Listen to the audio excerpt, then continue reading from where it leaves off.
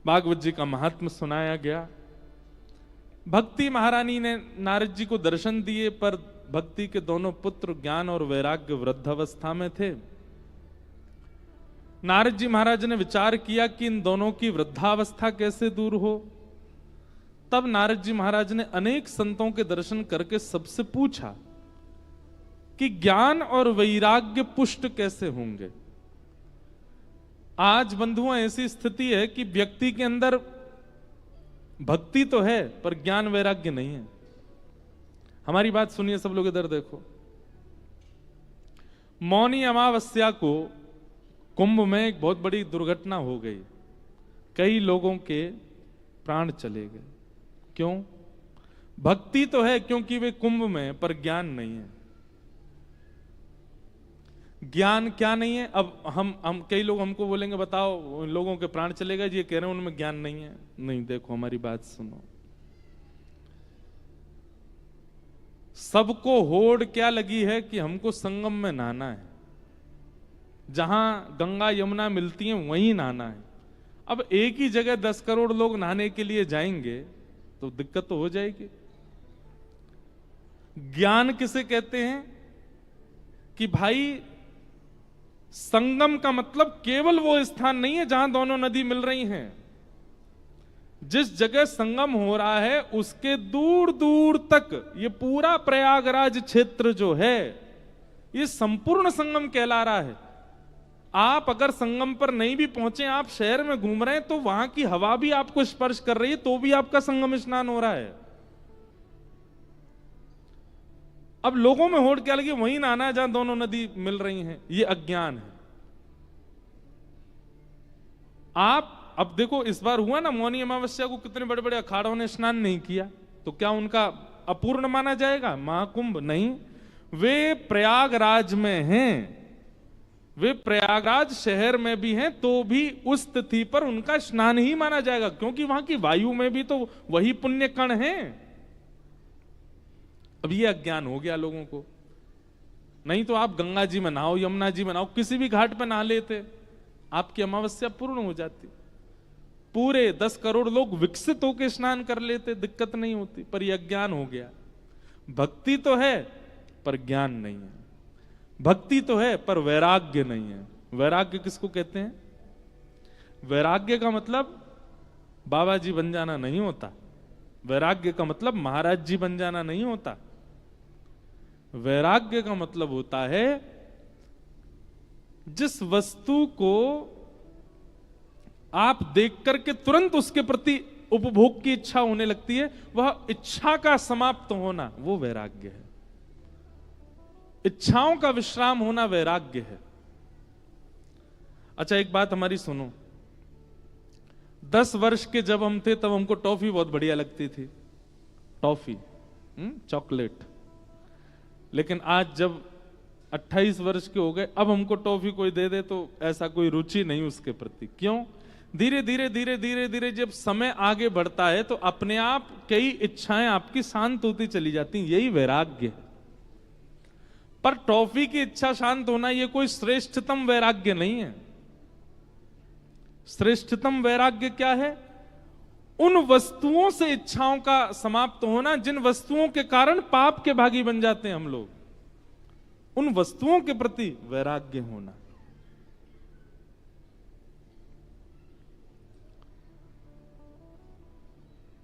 उसको वैराग्य कहते हैं। सब छोड़ करके विरक्त हो जाना वैराग्य नहीं है। मन से त्याग होना, शरीर से भले ही उसके साथ हैं, वो वैराग्य है। तो भक्ति के 2 पुत्र हैं, ज्ञान और वैराग्य। जब तक ये दोनों चित्त में नहीं आएंगे तब तक भक्ति प्रसन्न नहीं रह सकती है। इसलिए ज्ञान और वैराग्य भक्ति को जागृत करने वाली नहीं है। भागवत की कथा, भागवत की कथा तो ज्ञान और वैराग्य को जागृत करती है, क्योंकि भक्ति तो सबके चित्त में होती है। नास्तिक व्यक्ति भी कहीं ना कहीं भगवान के आश्रय का ही होता है। हमसे कोई कह रहा था, बोले महाराज जी कोविड के बाद बहुत भक्ति बढ़ गई लोगों में। क्यों बढ़ गई? क्योंकि कोविड में व्यक्ति ने ये बात समझ ली कि धन से कुछ नहीं होने वाला।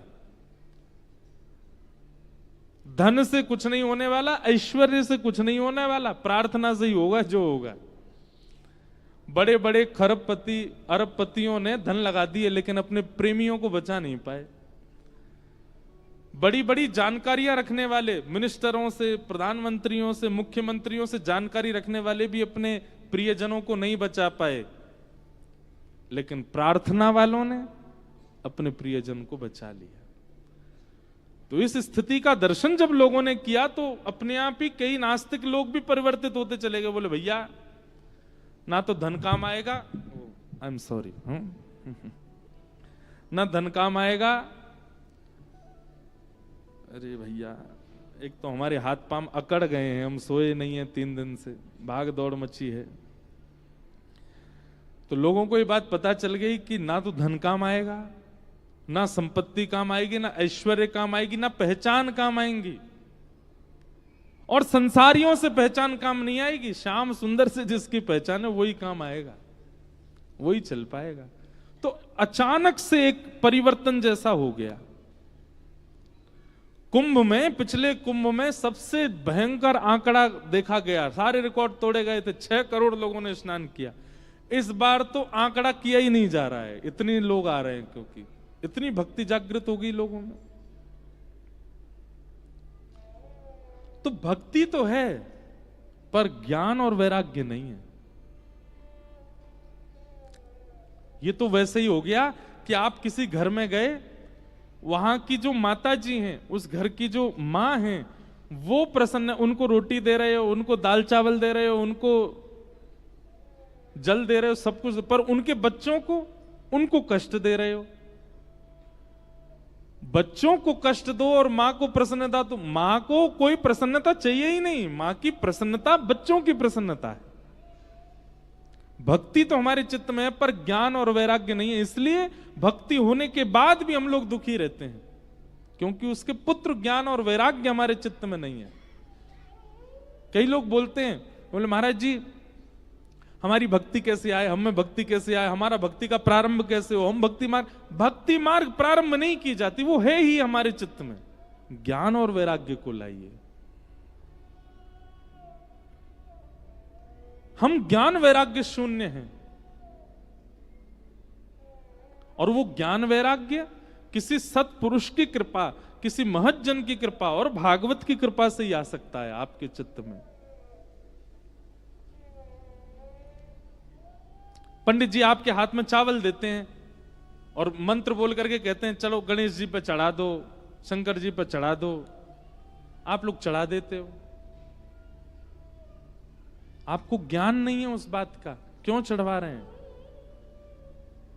हमारे घर कोई आता, अच्छा चलो एक काम तो सब करते हैं, पूछ लूं मैं, हमारे घर कोई आता है तो हम उसको तिलक लगाते हैं, चंद तिलक लगाया, उसके बाद फिर चावल लगाते हैं, अक्षत लगाते हैं। क्यों लगाते हैं, पता है इसका मतलब? तिलक यहीं क्यों लगाया जाता है, यहां पे क्यों नहीं लगाते? तिलक यहीं क्यों लगाया जाता है, यहां पे क्यों नहीं लगाते? सामने आए हुए व्यक्ति के छाती पे तिलक क्यों नहीं लगाते, माथे पे ही क्यों लगाते हैं?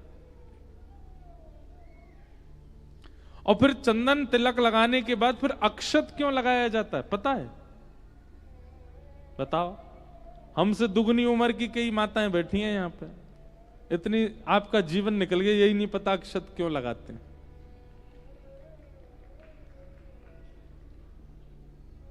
ताली भी बज गई, हमें नहीं पता। बहुत सीधे हैं हमारे हिमाचल के लोग। ये बात तो है, हम प्रशंसा झूठी नहीं कर रहे, पर हिमाचल के लोग सीधे बहुत हैं, बहुत सरल हैं, बहुत सीधे। और वही आपका सीधापन, वही आपकी सरलता आप सबके मुखाकृति में दिखती है, बहुत सहज है। इसलिए मेरा सबसे प्रिय प्रांत है हिमाचल, बहुत अच्छा लगता है। मुझे ज्यादा रहने का अवसर नहीं मिला, पर घूमा मैं खूब हूं हिमाचल में। ज्यादा भी नहीं घूमा, थोड़ा ही घूमा हूं, इसलिए भी। अच्छा एक और बात है कि अति प्रिय वस्तु से जितना दूर रहा जाए वो उतनी ज्यादा प्रिय और लगती है। हम थोड़े कम ही घूमे लेकिन फिर भी हमको बहुत अच्छा लगता है। यहाँ के लोग, यहाँ का भोजन पानी, यहाँ के लोगों का स्वभाव, बोली भाषा, जैसे हमारे ब्रजवासी सीधे हैं वैसे अब तो ब्रजवासी थोड़े से चतुर हो गए हैं। ठाकुर जी जब आए थे ना पृथ्वी पर तब बहुत सीधे थे ब्रजवासी। और ठाकुर जी को हम अपनी कथा में ये बात कहते हैं, ज्ञानी जितना जल्दी प्राप्त करेगा, वैरागी जितना जल्दी प्राप्त करेगा, विरक्त जितना जल्दी प्राप्त करेगा, उससे कई गुना ज्यादा जल्दी सीधा व्यक्ति प्राप्त कर लेगा, भोला व्यक्ति प्राप्त कर लेगा, सहज व्यक्ति जो सरल है। तो भक्ति तो है पर ज्ञान वैराग्य नहीं। इस कारण से हमारी भक्ति हमको प्रसन्न नहीं कर पाती। नाम जप करने के बाद भी, भक्ति करने के बाद भी, कथाएं सुनने के बाद भी हम क्यों उदास हैं, क्यों निराश हैं, क्यों हमारे जीवन में संकटों का हम पर असर हो जाता है? क्यों? ज्ञान और वैराग्य नहीं है। ज्ञान और वैराग्य का मतलब बहुत ज्ञानी होना नहीं होता। सब लोग बहुत सावधानी से सुनिए, बहुत ज्ञानी होना ज्ञान नहीं होता। बहुत ज्ञानी होना ज्ञान होता तो फिर रावण सबसे ज्यादा ज्ञानी था। बहुत विरक्त होना ज्ञानी, बहुत विरक्त होना वैराग्य नहीं होता। हमारी भागवत जी में कथा आता है, ऋषभ देव जी के पुत्र भरत जी सब छोड़ के चले गए, लेकिन वन में जाके हिरण के बच्चे में जाके आसक्त हो गए।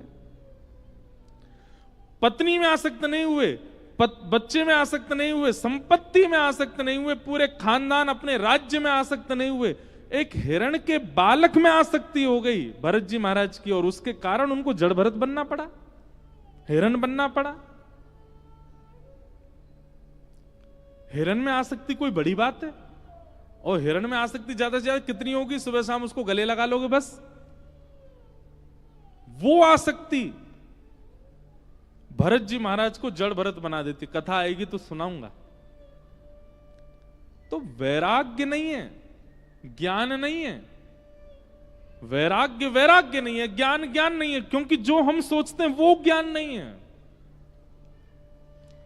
सत्य की पहचान होना, सद असद की नॉलेज होना, यह ज्ञान कहलाता है। आपके सामने प्रस्ताव आया ब्याह के लिए, वहां का लड़का है, इतना धनवान है, इतना पढ़ा लिखा है, इतना सब कुछ है उसके पास, प्रॉपर्टी है, सब कुछ है, बढ़िया है, लेकिन आपके सामने एक उसका अवगुण भी आया। क्या? मंदिर नहीं जाता, कथा नहीं सुनता, उसको आध्यात्म से कोई दूर दूर तक संपर्क नहीं। तो आपने क्या किया? और भले ही सब कुछ है पर आध्यात्म जीवन में नहीं है, ऐसे से मैं विवाह कैसे करूं? ये ज्ञान है। लेकिन कई लोग क्या करते हैं, कोई बात नहीं, उसके अंदर भक्ति भाव नहीं है, तुम जाके उसको भक्त बना देना। नहीं बनेगा, बहुत रेयर केस होते हैं कि वो बन जाए। कई बार हम उसके कई अवगुणों को नजरअंदाज कर देते हैं, क्योंकि गुण कई बार बहुत प्रधान होते हैं। धनवान बहुत ज्यादा है, सुंदर है, कई बार उसके अवगुणों को नजरअंदाज कर दिया जाता है। आध्यात्मिक व्यक्ति इतना ज्ञानी हो जाता है कि जिन वस्तुओं को नजरअंदाज करना चाहिए उन्हीं को करेगा, जिनको नहीं करना चाहिए उनको नहीं करेगा। आध्यात्म ज्ञान देता है, जीवन में निर्णय कैसा होना चाहिए उसको ज्ञान कहते हैं। पढ़ लिखना, लिख लेना, बहुत ज्यादा नॉलेज होना, बहुत किताबों का सिर में बोझ होना, ये ज्ञान नहीं होता। निर्णय क्या लेना है हमें, डिसीजन हमारा कैसा होगा, उसको ज्ञान कहते हैं। और भक्ति के दोनों पुत्र हैं, ज्ञान और वैराग्य। इन्हीं के वर्धन के लिए श्रीमद् भागवत की कथा है। जब दोनों वृद्ध हो गए तब नारद जी महाराज बद्रीनाथ गए। बद्रीनाथ में सनत कुमारों ने कहा, बोले एक ही उपाय है, उस उपाय से ज्ञान और वैराग्य दोनों पुनः स्वस्थ हो सकते हैं। क्या? सत्कर्म सूचको नूनम ज्ञान यज्ञ स्मृतो बुधई श्रीमद् भागवत लाप सतु गीत सुखादिभि। श्रीमद् भागवतालाप सतु गीत सुखादिभि। भागवत की कथा कराओ, सारे क्रम पूछे, विधि पूछे, कैसे कराएं, कहाँ कराएं, सब कुछ समझ करके और गंगद्वार समीपे तू तटमानंद नामकम, आनंद नाम का वन है गंगा द्वार यानी कि हरिद्वार के पास में, संभवतः ऋषिकेश, वहां पर भागवत की कथा कराओ। नारद जी महाराज को सनत कुमारों ने आज्ञा दी भक्ति के पुत्रों को पुनः व्यवस्थित करने के लिए, और वहां सनत कुमारों ने आकर के कथा सुनाई। कथा सुनने के लिए अनेक देवी देवता, ऋषिजन आदि सब आए। जैसे ही कथा में भक्ति महारानी ने प्रवेश किया, भक्ति सुतौ तौ तरणौ गृहीत्वा प्रेमैक रूपा सहसा विरासीत्, श्री कृष्ण गोविंद हरे मुरारे नाथेति नामानि मुहुर्वदन्ति। भक्ति महारानी अपने पुत्र ज्ञान वैराग्य का साथ जैसे ही कथा में प्रविष्ट हुई। अच्छा एक बात बताएं, कथा में आपको इतना अच्छा क्यों लगता है? भक्ति तो आपके चित्त में है, कथा में क्या अच्छा लगता है, क्यों अच्छा लगता है? सीधी बात है, किसी औषधि से अगर बुखार उतर जाए तो फिर अच्छा लगता है ना। खांसी जुकाम अगर रसायन पीने से, काढ़ा पीने से ठीक होने लग जाए तो अच्छा लगता है। ऐसे ही भक्ति तो चित्त में है, इसका मतलब भक्ति से बीमार नहीं है हम, ज्ञान और वैराग्य से बीमार हैं। जैसे ही आप कथा में आकर के बैठते हैं, कहीं जगह मिल जाए, कोई मैया ऊपर बैठी हैं, कोई मां बैठी हैं, कोई यहां बैठी हैं, कोई वो पीछे पंडाल में बैठी हैं, जहां से भी सुनने को मिल रहा है, सुन करके आप सबके चित्त मुखमंडल पर प्रसन्नता आ रही है। क्यों? स्वस्थ हो रहे हो। स्वस्थता जब आती है तब अच्छा लगता है। स्वस्थ हो रहे, उसका मतलब अस्वस्थ थे। किस चीज से अस्वस्थ थे? ज्ञान अस्वस्थता, वैराग्य अस्वस्थता, और इन दोनों को स्वस्थ कर रहे हैं व्यास जी व्यास मंच पर बैठकर, इसलिए आपको अच्छा लग रहा है। पर होता क्या है, 7 दिन तक आप औषधि लेते हो तो स्वस्थता का अनुभव होता है। जैसे 7 दिन बाद कथा पूरी होती है फिर से अस्वस्थ हो जाते हो। क्यों? फिर आप उसको नियमित लेना बंद कर देते हो। इसलिए हम आपसे एक बात निवेदन करें, हम सब जगह कहते हैं 7 दिन नियम से कथा सुनना ये बड़ी बात नहीं है। बहती गंगा में सब हाथ धो लेते हैं। नियम से 7 दिन कथा सुनना बड़ी बात नहीं है, 8वें दिन से आप कैसे हो ये बड़ी बात है। कथा के बिना आप कैसे हो ये बड़ी बात है। मतलब नदी बह रही थी इस दिशा में और आप नाव पर बैठ गए, आपके हाथ में चाबुक दे दिया गया, आपके हाथ में पतवार दे दी गई, तो जिस दिशा में नदी जा रही है उस दिशा में नाव अपने आप चलने लगती है। कई बार आपको पतवार नहीं चलानी पड़ती। आप नाविक अच्छे हो ये तो तब पता चले जब नाव उल्टी घूम जाए, वो उल्टे में चलाओ। 7 दिन तक भक्ति प्रकट होना, 7 दिन तक अच्छा रहना, 7 दिन तक स्वस्थता का अनुभव करना, ये कोई बड़ी बात नहीं है। क्योंकि कथा चल रही है जिस दिशा में, आप सब उसी दिशा में चल दोगे। 7वें दिन कथा विश्राम के बाद जब विपरीत स्थिति संसार की आती है उस समय आप कैसे रहते हो ये बड़ी बात है। इसलिए कथा को केवल नियमित रूप से सप्ताह के रूप में मत सुनिए। अष्टम दिवस से आपकी सप्ताह प्रारंभ होती है और हर सप्ताह जब तक अगली कथा ना मिल जाए, हर सप्ताह आपका पवित्र होना चाहिए। भक्ति ज्ञान वैराग्य तीनों पुष्ट हो गए। आगे नारद जी महाराज ने कई प्रश्न किए। उन प्रश्नों के उत्तर में श्री सनत कुमारों ने धुंधुकारी की कथा सुनाई। अनेक प्रकार के पाप बताए गए हैं और उन पापों में सबसे जघन्य पाप क्या है? सत्येन हीना पितृमात्र दूषका। बहुत ध्यान से सुनिए सब लोग, हम बस अब कथा थोड़ी सी कह के विराम करेंगे। सत्येन हीना पितृमात्र दूषका, सबसे जघन्य पाप क्या है? माता पिता से जो बैर करता है बालक, ऐसे बालक को जघन्य पापी माना गया है।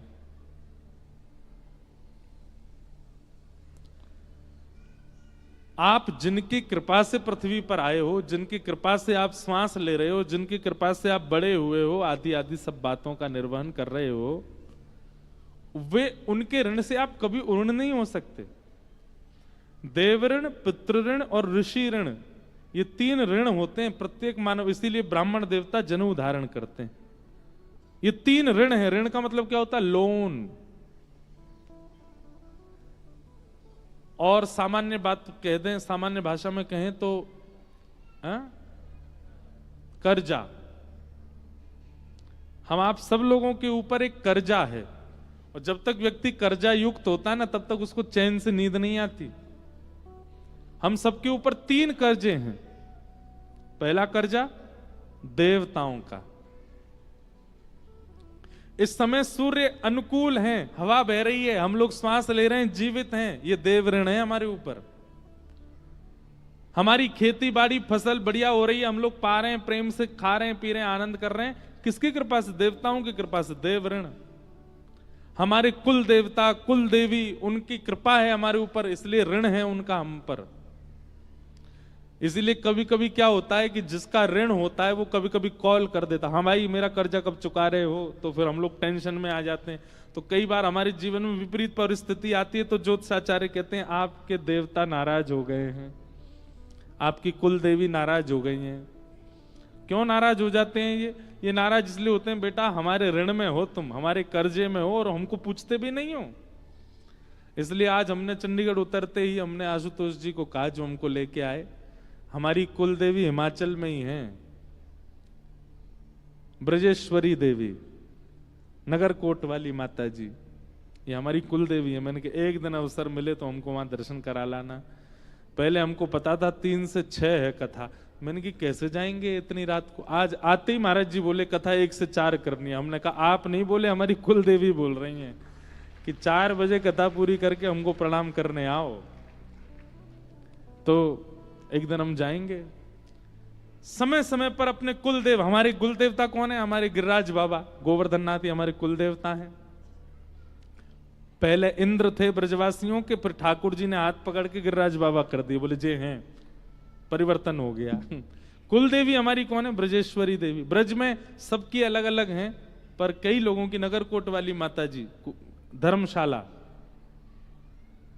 कांगड़ा में, हम वहां धर्मशाला के रास्ते में, वो हमारी कुल देवी। तो देव ऋण ये पहला कर्जा है हमारे ऊपर। इसलिए समय समय पर अपने देवी देवता, कुल देवी देवताओं को प्रणाम कर लिया करो। कुछ और नहीं करना, मैं प्रणाम ही कर आओ।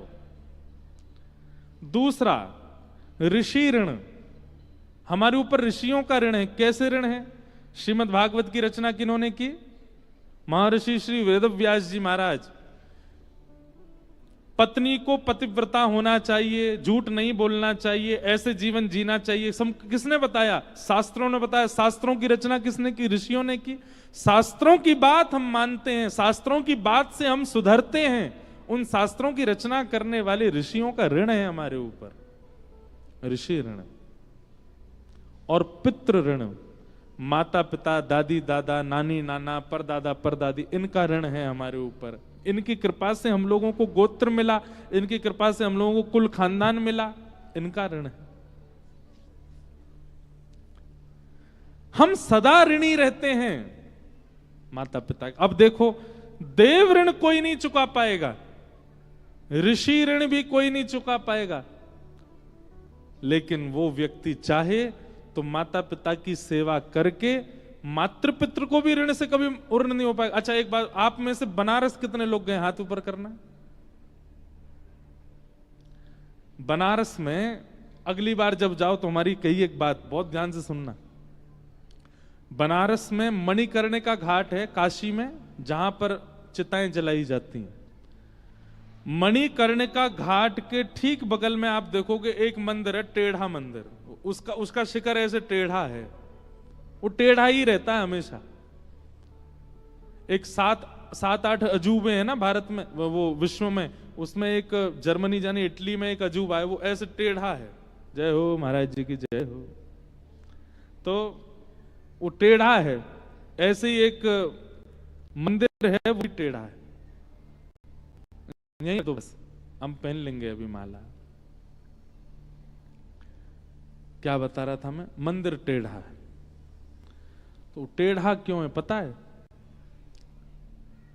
एक राजा ने उस मंदिर का निर्माण करवाया, और निर्माण करवा करके उस राजा ने जब ब्राह्मण संकल्प दे रहे थे, संकल्प में बोला,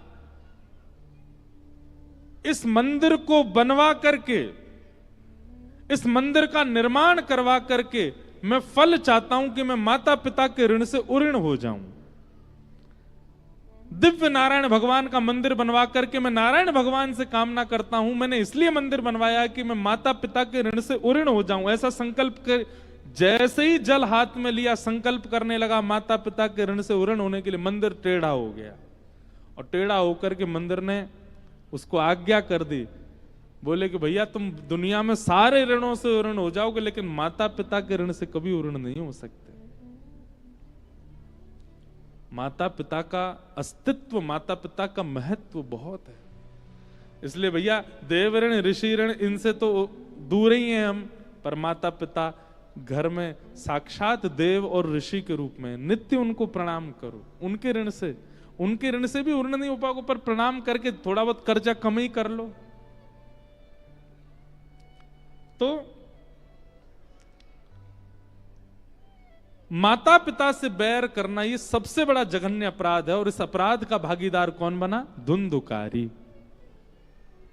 धुंधुकारी की कथा सबको पता है। आत्मदेव नाम के ब्राह्मण, उनकी पत्नी धुंधुली अपनी किसी सखी सहेली के पुत्र को ले आई, उसी को अपना पुत्र बता करके रहने लगी, उसका नाम धुंधुकारी रखा। संत के द्वारा प्रदत्त प्रसाद को गाय को खिला दिया गया, उनके गर्भ से जिस बालक ने जन्म लिया उनका नाम गोकर्ण रखा गया। दोनों बालक जैसे बड़े हुए, धुंधुकारी महान दुष्ट हुआ, गोकर्ण पंडित ज्ञानी बने। धुंधुकारी के दुष्कर्मों की वजह से मरने के बाद वो प्रेत बन गया। अच्छा, एक बात निश्चित है, भूत प्रेत होते हैं, और भूत प्रेत अधिकतर कौन बनते हैं? जिनके ऊपर उनके माता पिता की कृपा ना रही हो। माता पिता वैसे तो अपने बालक से प्रेम करते ही हैं, पर कृपा कब करते हैं? जब बालक उनका अनुयायी हो, बालक उनका सेवक हो। जिस बालक ने नित्य अपने माता पिता को प्रणाम किया होगा, उसको मुक्त होने से कोई नहीं रोक सकता, उसकी मुक्ति निश्चित है। लेकिन जो बालक अपने माता पिता का बैरी हो जाता है, माता पिता से ही द्वेष मानने लगता है, भले ही वो जीवित अवस्था में प्रसन्न रह रहा हो अपने परिवार के साथ, मृत्यु के बाद प्रेत बनेगा। कुछ दिन के लिए तो उसको प्रेत योनि में जाना पड़ेगा। अच्छा, एक और बात अभी अभी मन में आई कहते कहते, प्रेत कौन बनता है? जो कर्जा नहीं चुका पाते उन्हीं को प्रेत बनना पड़ता है। देव ऋण, ऋषि ऋण, पितृ ऋण, ये 3 ऋण जो नहीं चुका पाते उनको दंड के रूप में प्रेत बनाया जाता है। तो देव ऋण ऋषि ऋण तो हम नहीं चुका सकते, पर पितृ ऋण, माता पिता का ऋण भी जो जरा भी कम नहीं करते, उनको प्रेम करके, उनको प्रणाम करके, उनका ध्यान रख के, हमें कहना नहीं चाहिए, पर हमारे पास के प्रांत पंजाब में बालक विदेश के चक्कर में कई बार माता पिता को छोड़ जाते हैं। वो अपना वर्तमान जीवन तो अच्छा कर लेते हैं, पर भैया मातृपितृ अगर प्रेम चित्त में नहीं है तो फिर प्रेत बनना पड़ेगा आपको, क्योंकि ऋण नहीं चुकाया आपने। धुंधुकारी प्रेत बन गया, और प्रेत बनने की वजह से गया जी श्राद्ध के बाद भी मुक्त नहीं हुआ। तब जाकर के श्री गोकर्ण जी महाराज ने सूर्य नारायण भगवान से आज्ञा मांगी कि जिसका गया श्राद्ध करने पर भी मुक्त ना हुआ हो, वो कैसे मुक्त होगा? तब सूर्य नारायण भगवान आज्ञा करते हैं कि श्रीमद् भागवतान मुक्ति सप्ताहं वाचनम कुरु इति सूर्यवचः सर्वै धर्म रूपम तु विश्रुतम। भागवत की कथा कराओ। भागवत की कथा करने से जघन्य पापी, घनघोर पापी व्यक्ति भी प्रेत योनि से मुक्त हो जाएगा। ये भागवत जी की महिमा है। एक बार महाराज जी हमारी कथा पिछले वर्ष महाशिवरात्रि पर हुई बागेश्वर धाम में। वहां तो प्रेतों का तांता लगता है, इतने सारे प्रेत आते हैं वहां। तो कथा में ही प्रेत आते थे, कथा बैठ के सुनते। मतलब अप्रत्यक्ष प्रेत तो होते ही हैं कथाओं में। कथा जब होती है ना तो कई जीवात्मा यहां बैठी होंगी, वो 7 दिन बाद मुक्त हो जाएंगे। तो प्रत्यक्ष प्रेतों को हमने पहली बार कथा सुनाई। और 50, 60, 100 नहीं थे, कम से कम 10-15 हजार प्रेत थे। और महाराज जी वहां के पर्चा बनाते हैं, सबके प्रेत भगाते हैं, हमारे मित्र हैं। एक दिन क्या हुआ, महाशिवरात्रि वाले दिन सुबह सुबह महाराज जी ने कही कि बोले भैया आज आप आरती करके आओ बागेश्वर बालाजी की। अब मुझे नहीं पता थी कि वहां मंगला में ही सारे प्रेत आते हैं, मुझे थी सब दर्शनार्थी आते हैं। अब जैसे ही मैं आरती करने के लिए गया तो सब ऐसे हाथ जोड़ के खड़े थे दर्शनार्थियों की तरह। लेकिन जैसे ही हमने आरती पकड़ी और घुमानी प्रारंभ करी, महाराज सबरे प्रेत बन गए वो। और चिल्ला में चीखें, रेलिंग पकड़ पकड़ के मारे, सिर घुमा में, बाल खोल लिए सबने। आरती में मेरे हाथ तो कांपन लगे। मैंने बालाजी मोह बचाओ, मैंने आज अंतिम दिन की कथा है। तो जैसे ही हम बाहर निकले आरती करके, तो थे साथ में भाई लोग कई थे हमको बचाने के लिए। लेकिन उनमें से एक प्रेतनी, कैसे पता नहीं वो प्रेतनी थी तो वो माता जी, वो कहां से तोड़ ताड़ करके और लोग बागों के हाथ सीधे आके उनने मेरा पांव पकड़ा। और पांव पकड़ करके मुझे मुक्ति चाहिए, तुम ही दोगे। अरे मैंने की जय हो मैया, मेरे पांव छोड़ो। कूद काद के मैं भागा। तो श्रीमद् भागवतान मुक्ति सप्ताहम वाचनम कुरु। तो हमको एक पंडित जी थे साथ में, बोले महाराज जी आपको इसलिए पकड़ रहे हैं, आप कथा सुना रहे हो ना, आपकी कथा से मुक्त होंगे, इनको मुक्ति चाहिए इसलिए आपको पकड़ रहे हैं। तो भैया ऐसे प्रेतों की मुक्ति होती है कथा से। जो जघन्य पापी होते हैं वही प्रेत बनते हैं। और एक बात और कह दें, जो कहीं ना कहीं अविश्वासी होते हैं उनको ही प्रेत पकड़ते हैं। जिनके चित्त में नाम के प्रति विश्वास नहीं, जिनके चित्त में कथा के प्रति विश्वास नहीं, जिनके चित्त में ठाकुर जी के प्रति विश्वास नहीं। अब हमारी एक बात सुनना, हम कथा सुनाते हैं, हम जगह जगह कथा कहने जाते हैं, कई लोगों को हमसे भी बहुत बैर होगा, हमारे पीछे कोई प्रेत क्यों नहीं छोड़ दिया, हम पे कोई प्रेत क्यों नहीं आ गया, हम पे कोई टोना टोटका क्यों नहीं करवा दिया। क्योंकि विश्वास है अपने ठाकुर के प्रति, विश्वास है अपने इष्ट के प्रति, विश्वास है अपने गुरु के प्रति। कुछ नहीं हो सकता, ये विश्वास प्रगाढ़ करना पड़ेगा अपने इष्ट के प्रति, कुछ नहीं होगा। तो प्रेत ना बन जाए उसके लिए पाप मत करो, और प्रेत ना पकड़ लें उसके लिए अपने इष्ट पर विश्वास करो, अपने गुरु पर विश्वास करो। और नित्य नाम जप करो। और नाम जप भी ऐसे नहीं गर्जना करके नाम करो, हरे कृष्ण कृष्ण कृष्ण हरे हरे, हरे राम राम राम हरे।